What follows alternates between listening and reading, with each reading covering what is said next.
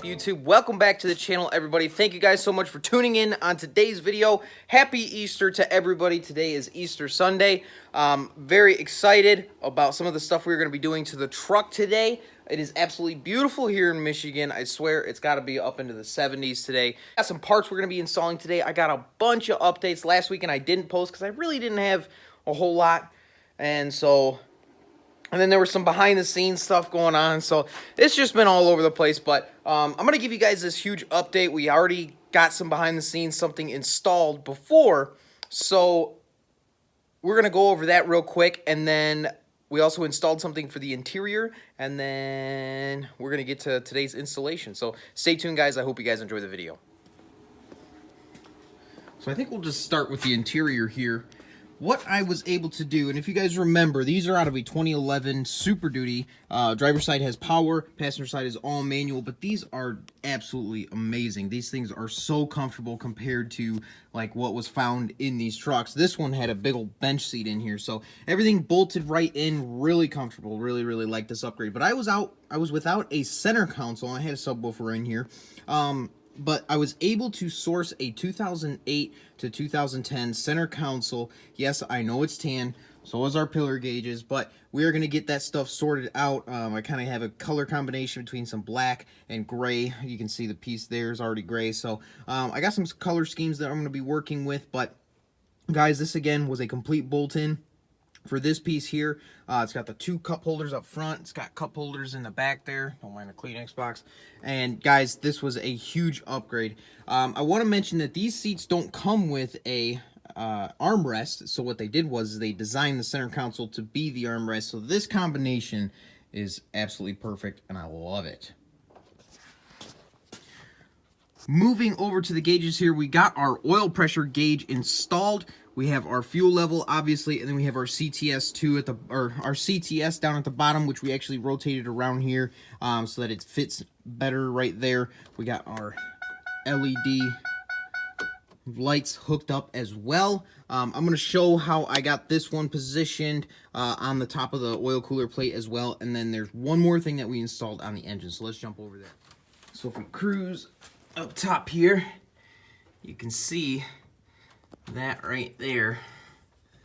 This piece right here actually goes into the oil cooler plate, and we have just a signal wire, the blue one there that wraps around and goes up to the gauge. The wiring is pretty much exactly the same as our fuel level. You have a 12-volt source from ignition, you have a ground, and then you have the signal for that. And then obviously there's just a ground and a power for your LED lights in the gauge. So nothing really too crazy there, but I'm really happy. The main reason I wanted to have that gauge on there is because we have this remote oil filter and cooler setup.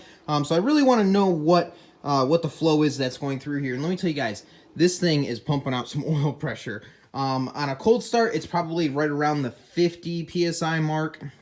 And then as the truck warms up, the oil pressure moves a little bit more, and we actually get more oil pressure as the truck warms up, which is kind of seems a little backwards to me. But this is actually pumping close to about 60 to 75, right in that range. When we get on it, our oil pressure climbs up too. So really happy with how everything is coming together on this truck. And now we will show you, what you already saw at the beginning of this video, the big time upgrade. So that is right, we got our flex-a-lite dual electric fans installed. Yes, finally, we have the ability to cool our truck down. We weren't really having any issues with temperature, but I know that if this thing goes on the dyno or on the track or anything like that, that we are going to have some problems. So I'm so happy I was able to get these installed here. Really nothing too crazy. There's a bracket here, bracket on the bottom. You have your power and your ground, your main power and ground right here. And then this piece here was for the thermostat, which just kind of presses into the radiator. And then you have an ignition source, which is this red wire. And then this black wire, I actually have it wired up to a switch so that I can manually turn these fans on if need be. Like I said, guys, this was not too complicated of an install. I did have to drain a little bit of coolant to get these removed. But I mean, shoot, I had it installed within, half an hour to an hour. It's really not too bad. I spent more time you know, wiring all this crap up and trying to get everything organized. So really, so far, I like the setup. But guys, look at this. We're gonna have to fix this. For some reason, this fan, look how loose this fan is. I mean, you guys can hear it, but it is extremely, extremely loose. So we are gonna have to fix that, which really sucks. Not very happy about that. But this one, you can see, hopefully, a lot tighter, much, much more tighter. But this one, obviously, over here has just loads of play. So we are going to have to address that, but very happy with how everything came out with that. We'll make that adjustment on that fan, maybe let flex-a-lite know. Not sure how that can happen, but we will get it taken care of. And now let's get to what we're going to be installing today. So like I said, guys, just a lot of small things that we've been kind of wrapping up on the race truck before we take it to the track, before we start beating the crap out of this thing, even though we've been beating on it. We've been, she's seen 4,500 RPMs, well, I'll say that. So we have been pushing this thing as much as possible. We've been doing burnouts. We've been doing all the fun stuff. I am going to start posting more on Instagram. So if you guys aren't following me on Instagram, I am going to really start pushing Instagram and posting a lot more on there. So make sure you go over there, hit that follow button, and I will leave my name down in the description as well somewhere on the screen. So go over there, leave a follow. Okay, so if you haven't guessed it yet, we got our roll pan for the rear end of the truck. You guys know that with the look of that we're kind of going with, we weren't going to just run a normal bumper. We had to get ourselves a roll pan. Really like the way these things look as far as the cleanliness and keeping the body lines, and just, I really like the way these things look. The only company that I found that makes these roll pans in a non-metal form was Street Scene. So I did a little bit of research. Some people had some problems with fitment. I don't really see how you can, because this is all, I mean, this is just plastic. You can heat it up. You can form it however you want to work and make it look good. So that's why we went with this one. As you can see, the person who shipped this thing did not do a very good job of packaging.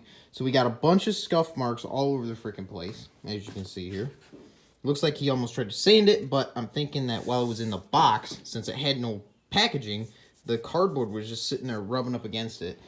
So that was cool. And then right here, which I've already kind of fixed, this edge, I don't know if he was trying to fit it into the box or what, but this thing was bent right over. I mean, literally bent right over. Compared to this side, which as you can see looks normal, no damage here, but as you can see on this side, we still have some adjustment to make on it. But yeah, this side was completely bent right over. There's a pretty good crease right there. So I wasn't really happy about that, but like I said, this is plastic. I have a heat gun that we're going to use to kind of form it the exact way we want it. So yeah, enough talking. We're going to go ahead and get this thing installed and make it look good, and then eventually we are going to be working on some paint for this truck. So stay tuned, guys. Really exciting stuff here. Let's get this thing.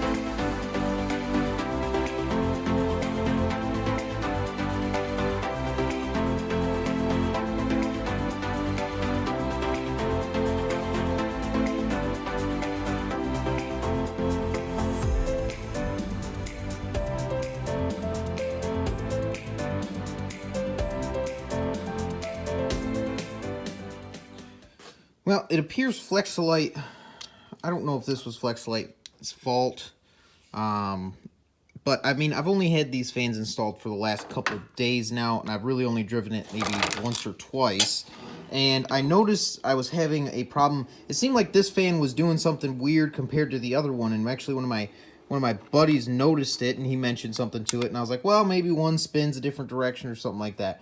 But I think what was actually happening was this one wasn't spinning nearly as fast because it was not engaged with the shaft that goes through it. And that's because it was missing this back piece with the clip that goes around it to hold the fan on. So the fan was practically trying to come off. It actually hit my radiator a little bit. Doesn't appear that it did anything crazy as far as damage goes, but Definitely a huge problem. So we have the fan removed now. We're going to get a hold of flex-a-lite and try to get this straightened out, but unbelievable.